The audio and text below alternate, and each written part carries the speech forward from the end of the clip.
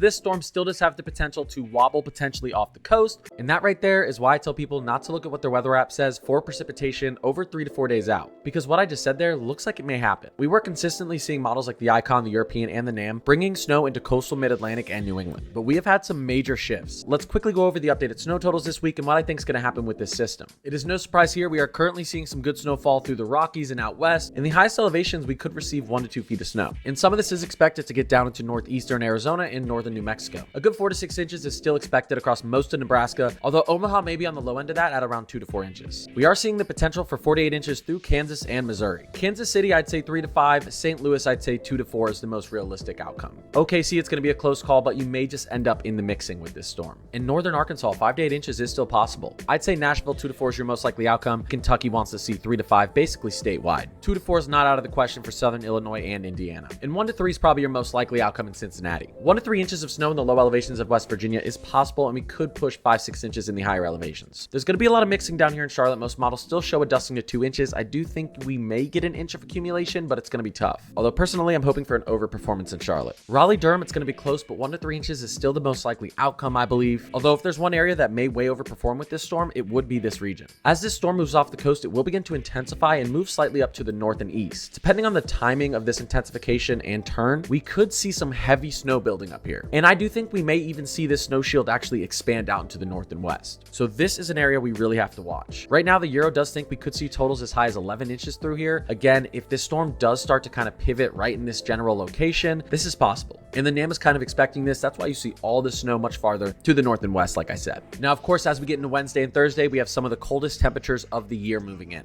and potentially record-breaking temperatures for the central US. You can see this freezing line as we get into Thursday, and this is encompassing almost the entire country. The Climate Prediction Center is expecting us to stay very cold and below average out east through the end of February, while a big ridge of high pressure builds up in the west, bringing that heat and dry conditions back. I do think as we get into the first week of March, we may see a warm-up for most of the country, although I do expect as we push into the second and third week of March that we're going to have a big cool down again, and potentially the chance for some more winter storms. In my next video, I'll break down my March outlook. I appreciate you watching this video. If you like this type of content, feel free to throw me a follow or sub. I make posts like this every single day, and I stream every single night. I'll see you in the next video.